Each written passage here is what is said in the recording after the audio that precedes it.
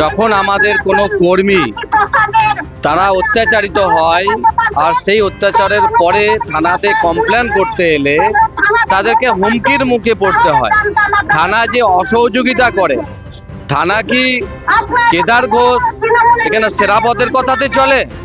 আমরা জানতে চাই সাধারণ মানুষের করের টাকাতে যে পুলিশের বেতন তারা পায়, সাধারণ মানুষের সুরক্ষার স্বার্থে আইন আজকে তৃণমূলের জন্য আলাদা, সাধারণ মানুষের জন্য আলাদা।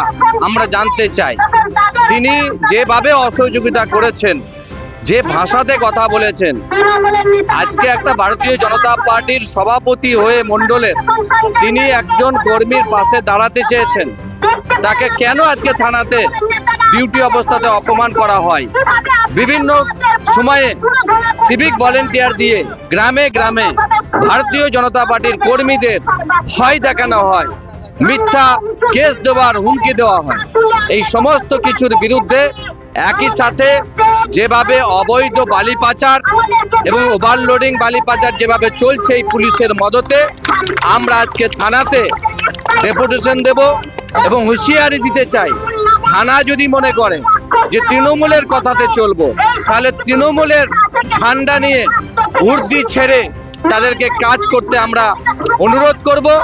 বাংলার মানুষকে যারা সুরক্ষা দিতে পারে না, কয়েকদিন আগে দেখলেন যে মহেশতলাতে কিভাবে পুলিশকে নাস্তানাবুদ করে দিল একটা সম্প্রদায়ের মানুষ, কিভাবে আজকে মুর্শিদাবাদ সেখানে পুলিশরা সাধারণ মানুষকে নিরাপত্তা দিতে পারছে না, এবং আজকেও হাওড়াতে উদয়নারায়ণপুরের কাছে একজন সিভিক ভলেন্টিয়ারকে দড়ি বেঁধে যেভাবে কান ধরে উঠবোস করা থেকে, অপমান করা থেকে যে ধরনের প্রকাশ্যে এই ধরনের কাণ্ড ঘটানো হচ্ছে, তারপরেও আজকে পুলিশের লজ্জা হয় না।